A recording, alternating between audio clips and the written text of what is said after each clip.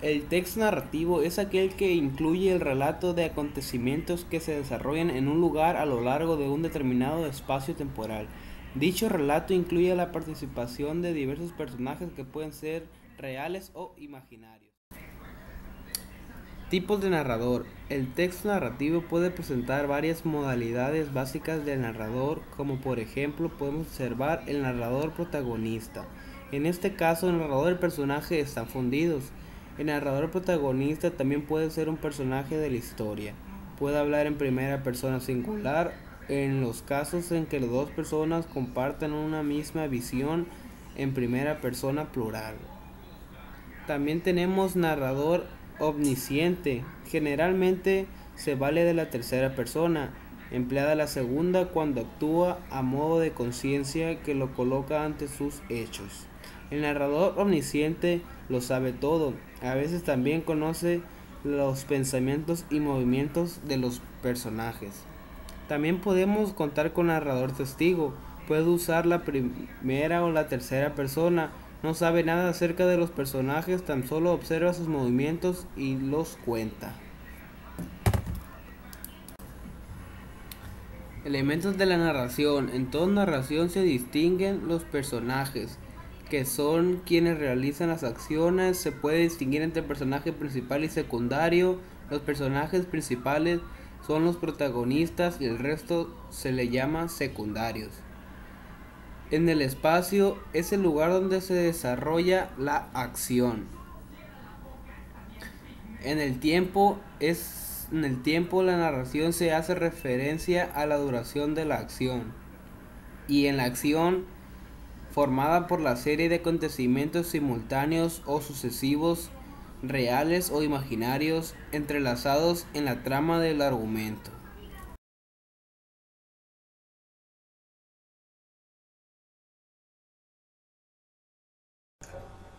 Los textos prescriptivos, es decir, aquellos cuyos mensajes se emiten con el fin de regular o guiar el comportamiento del receptor en una situación determinada, se pueden clasificar en textos normativos. Recogen órdenes o normas en las que el emisor pretende regular el comportamiento del receptor, como las reglas del juego, las normas de circulación. Ejemplo, no pisar el césped.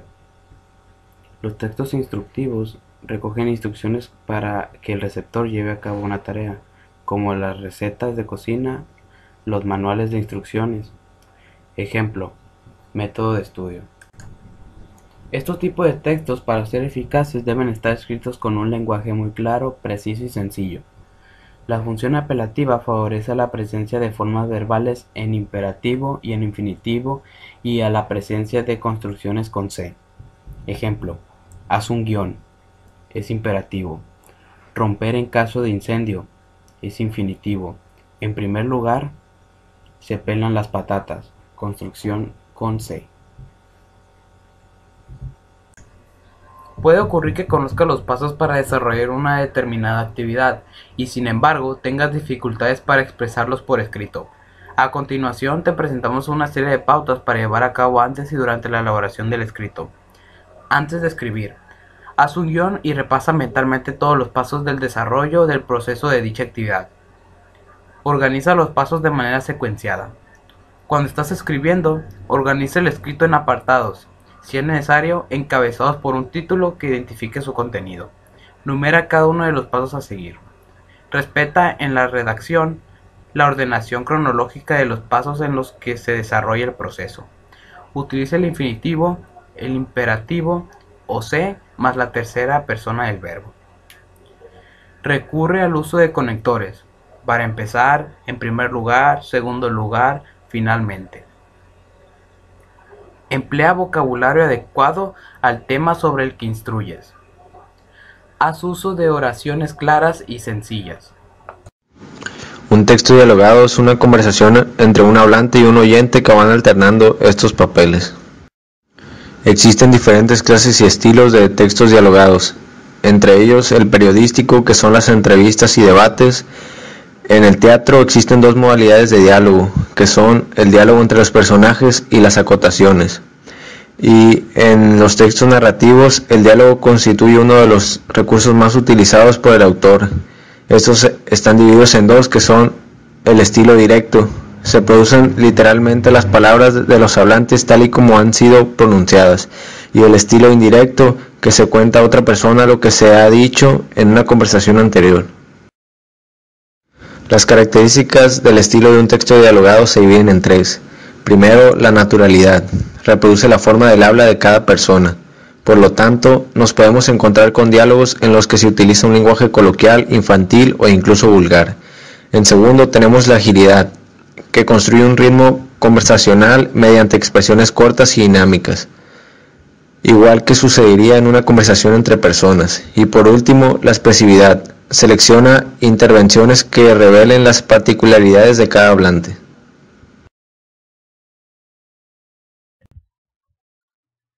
Texto expositivo. Este tipo de texto es conocido como informativo en el ámbito escolar. La función primordial del texto informativo es la de transmitir información, pero no se limita simplemente a proporcionar datos, sino que además agrega explicación. Las características principales de los textos expositivos son: predominan la orientación enunciativa. Se utiliza la tercera persona. Los verbos de las ideas principales se conjugan en modo indicativo. El registro es formal. Se emplean gran cantidad de términos técnicos o científicos.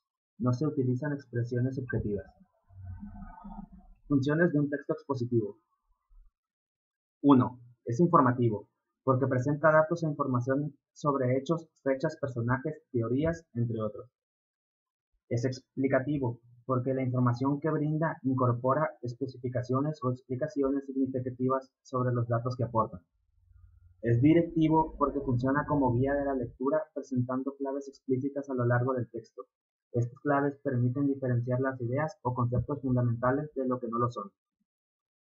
La información en este tipo de textos no se presenta siempre del mismo modo, sino que observaremos distintas formas de organización discursiva, a saber: 1. La descripción. Consiste en la agrupación de ideas por mera asociación. La seriación. Presenta componentes organizativos referidos a un determinado orden o gradación. Causalidad. Expone las razones o fundamentos por los cuales se produce la sucesión de ideas. Problema-solución. Presenta primero una incógnita, luego datos pertinentes y finalmente brinda posibles soluciones. Comparación u oposición. Presenta semejanzas o diferencias entre elementos diversos. Textos argumentativos. El texto argumentativo tiene como objetivo expresar opiniones o rebatirlas con el fin de persuadir a un receptor. La finalidad del autor puede ser probar o demostrar una idea, refutar la contraria o bien persuadir o disuadir al receptor sobre determinados comportamientos, hechos o ideas. Los textos argumentativos se conforman de 4 partes. Primero viene la introducción. En esta se enuncia el tema que se tratará y la postura que se va a defender. Puede haber citas de personajes reconocidos por el público o narrar hechos relacionados para llamar la atención de los receptores y comprometerlos con la lectura. Tesis. Es un enunciado breve a partir de la cual se estructura la argumentación. Consiste en expresar lo que se quiere demostrar. Es una afirmación que se pone en debate para ser aceptada o refutada. Puede ser explícita o implícita. Argumentación. Los argumentos conforman la serie de razones que el emisor presenta para convencer al receptor de que la tesis es verdadera o válida. Para esto, el emisor utiliza diversas estrategias como la ejemplificación, la analogía, la pregunta retórica, la cita de autoridad, etc. Uno de los tipos de argumentos que se pueden utilizar son los argumentos racionales. Se basan en ideas y verdades admitidas y aceptadas por la sociedad.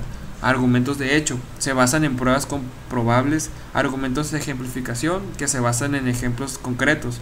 Argumentos de autoridad, que se basan en la opinión de una persona reconocida de prestigio. Y los argumentos que apelan a los sentimientos. Con estos argumentos se pretende halagar, despertar compasión, ternura, odio o cualquier otro sentimiento al receptor. Conclusión. Aquí se sintetizan las ideas principales del discurso, se enuncian cuáles son las consecuencias de lo expresado, se propone una determinada actitud o plan de acción a seguir y se señala cuáles son los puntos que aún quedan pendientes con respecto al tema.